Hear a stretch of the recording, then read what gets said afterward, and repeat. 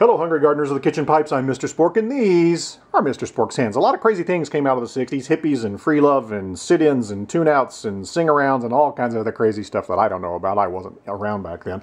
But one of the fads that was popularized in the 60s, it's still around today, is growing sprouts. Sprouts is a food source, lots of great nutrition, easy to do. Anybody can do it. You can be in the igloo in the Arctic and still be able to grow sprouts, because all it really takes is a jar and a dark space. And the great thing is that you can have a crop from seed to your salad bowl within about 5 or 6 days. It's so simple.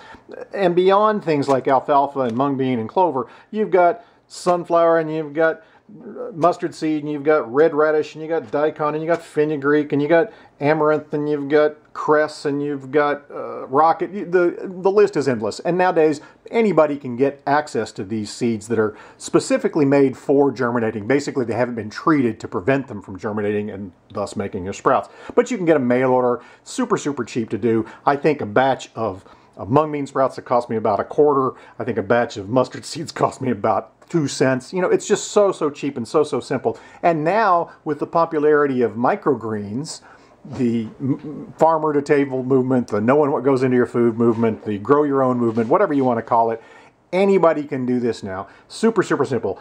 One of the things that you use to sprout is basically a sprouting jar. There's lots of fancy gizmos sold online that are more elaborate than this, but quite honestly, I keep 2 or 3 different crops in rotation, either sprouts or growing them onto microgreens, and all I've ever used are these jars, and they work perfectly well.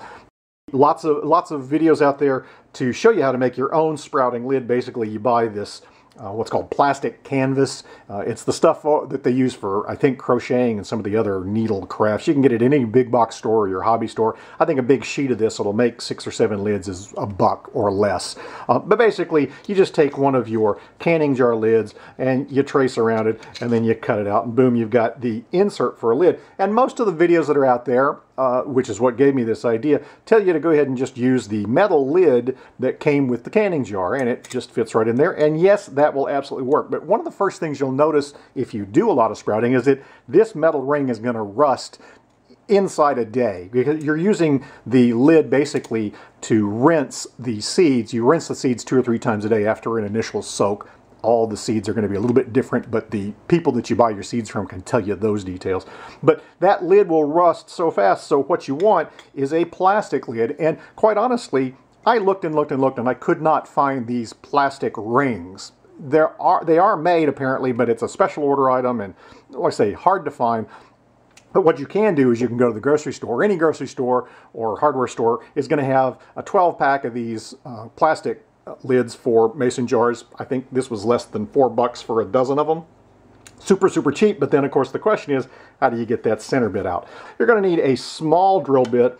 You're going to need a large drill bit. This is a 3-inch drill bit, and I want you to notice that it's got a pilot. That is to say, it's got a little tiny drill bit that sticks out beyond, or below, I should say, the cutter of the 3-inch diameter. So get one of these. And also, if you don't already have one of these in your toolbox, there's a lot of different sorts out there in the hardware stores. You don't need the $45 version for cutting titanium. I think this one was $6.50 at my local Canadian hardware store. So don't get an expensive one unless you've got some titanium to cut circles out of. I don't know why you'd want one of those. The only other thing you need is a couple of screws and a piece of scrap wood. I've got a scrap piece of wood down so I don't drill into anything important underneath. And what you need to do is drill very carefully right there in the center. There's usually a little dot of plastic left over for the manufacturing process. And I'm going to drill with a small drill bit. Doesn't matter exactly how big it is, as long as it is smaller than the pilot bit on your big drill bit there, on your 3-inch drill bit. So let me get this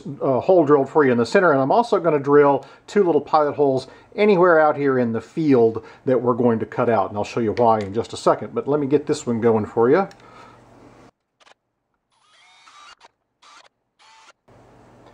Now with those 3 holes drilled, all you do is take your screws. Make sure again that the length of the screw you're using isn't going to go through into something important underneath.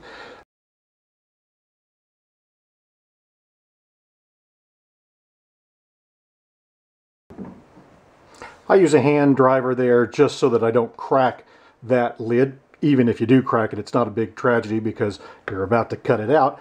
And then I switch over to my 3-inch drill bit. Get that pilot right there in the center, and you can usually feel it. And then we just drill out that center.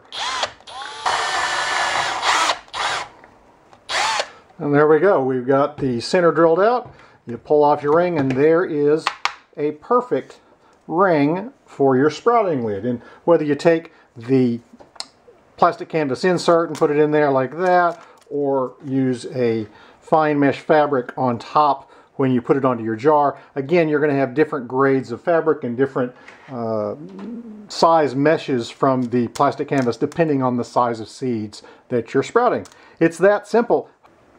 After just a couple days, you can see my seeds are coming along nicely. The mustard seeds, even just after 2 days in the dark, have already started to sprout. They'll come along nicely and fill that whole jar. Because they're a smaller seed, I've used this fine mesh fabric. Any fabric store will have this stuff for about $3 a yard, and it will do nicely for the smaller seeds. But remember that the fabric does wear out, so get yourself some extra there. Over on the larger fenugreek seeds I've going on here, these are probably 4-day sprouts, and if I wanted, I could turn these into microgreens before they fill the jar. Just take a tray, fill it with some kind of a growing medium, whether that's ½ inch of soil or one of the moisture retaining mats. I've used the ones that are made from coconut fiber with really good success. But what you do is you spread a carpet of those seeds out on the growing medium. Then I take some really wet newspaper or really wet paper towels and put over the top of them, set them into a bright spot. Remember that these have been in a dark spot up to this point.